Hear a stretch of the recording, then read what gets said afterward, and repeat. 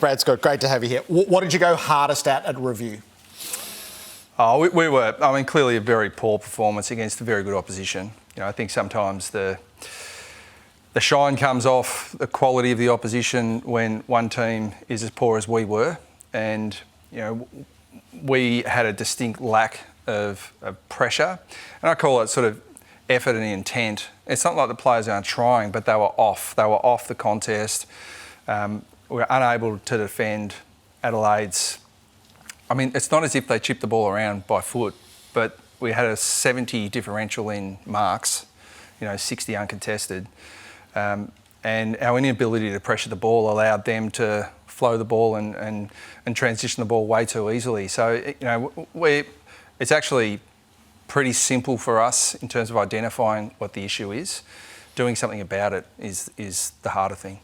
So what's off look like? Well, what's like second game, MCG, glorious day, got to respond from the week earlier. What's off look like? The supporters will be home going, how can you be off? Well, contrast it to the week before where our pressure in the contest, really against, again, Hawthorn, a very good opposition, pretty much controlled the contest stoppage, and it looked like, a game that you can at least build off that.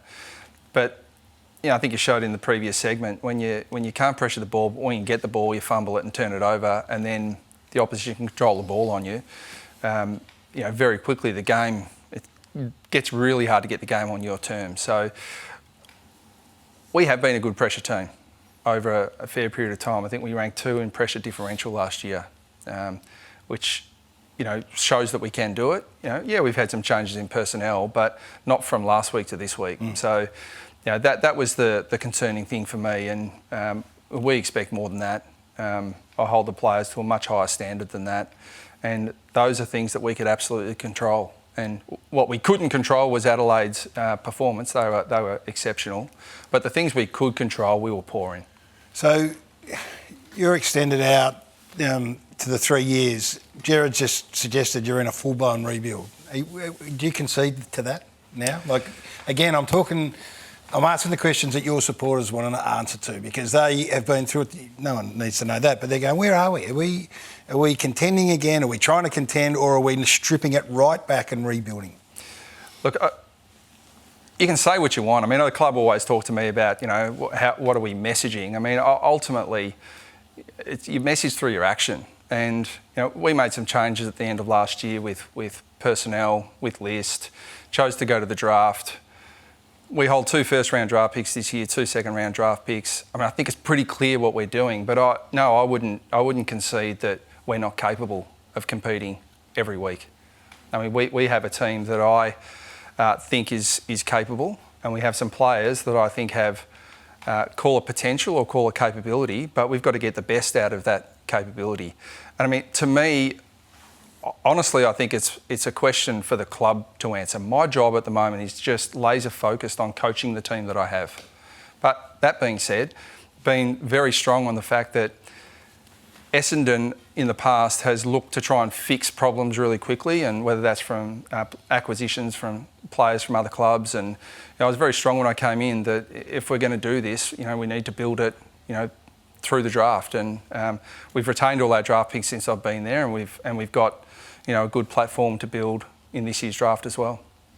You've got injury at the moment to senior players or experienced players, and it looks like your next suite in are almost all debutants.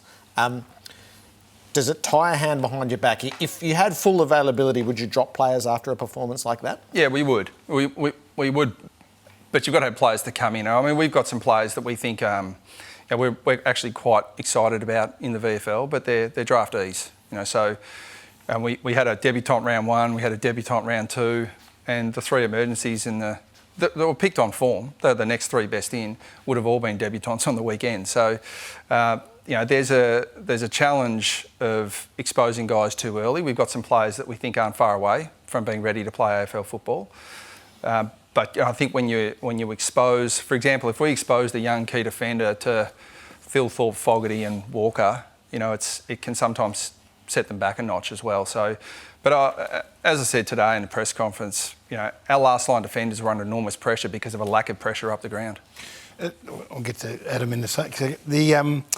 The players that you have drafted before your time even, are they stagnating? I'm talking of Perkins and I'm talking of Jones and those sorts of blokes were investments. Have they stagnated in your eyes? They have in mine. I think Jones had a terrific year last year. I think we still.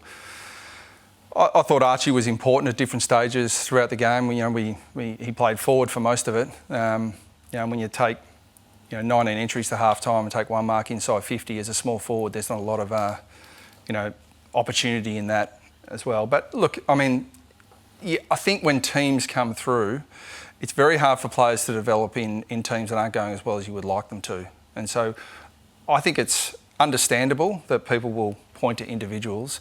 But for me, there's no point in me criticising them. My job, and actually what I love doing, is developing players.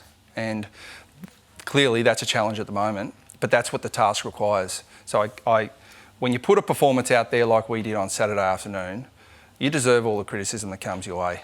And you can say, oh, some of it's unwarranted, some of it's not. It doesn't matter, and it doesn't concern me one way or the other. But my job is to coach. My job's not to criticise. And players in the modern era, more so than ever, have to be able to cope with that criticism. And if it's too hot for you in the cauldron, jump out. But my job as coach is to support them, hold them to a high standard, and try and improve them. And the reality is, whatever we're in, whatever mode we're in, I've got what I've got, and I'm fully invested in coaching them and developing them. The long-term question, I think, that predates you is Essendon's defensive structure and system. Have you taught a system that wasn't there? And are you confident that we will see that consistently implemented in a way that maybe we didn't see on Saturday? Yeah, well, look, I think last year we probably kept the ball in our forward half, top 4 or 5 in the comp.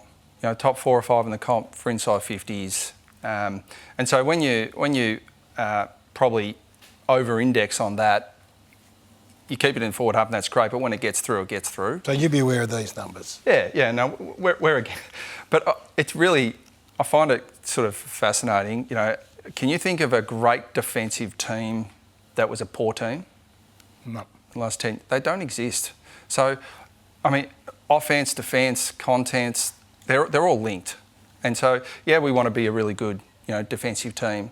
But usually when you're a really good defensive team, you're just a good team. What do we think of Sam Draper's goal-kicking style? Not the first time we've seen it, but once he started to do it in the goal square, and when he shushed his own fans, he said, I haven't seen that before. Have you spoken to him about this? Oh, not only have I spoken to him about it, we've trained it at length. Did he have to convince you that this was the right way to go about it for him? Oh, no, this was a discussion between our kicking coach, Sam, and I. Well, I'd be perfectly honest, the first time they suggested it, it's like, probably not for me, but as I watched him, he is far more consistent set shot with that style. And I think whether it's Jason Dunstall worried about the dribble, whether it's, when the kick around the body, first came in, I think a lot of us sort of have been in the game a long time, thought, this is a bit unconventional. Now players just do it with relative ease. What's a limit? Is there a limit? He's got power. He can do it from outside 50, but it's an inside 40 thing, I reckon. You've got to have belief to really roll it out, because the reaction in the MCG was oh, you'd want to really believe in this if that's how it's going to be greeted. Yeah, but he's like anything. It's just call it confidence if you like, but I just think it's belief in your approach. Whether you're a golfer, you've got to trust your swing. And that's what he trusts.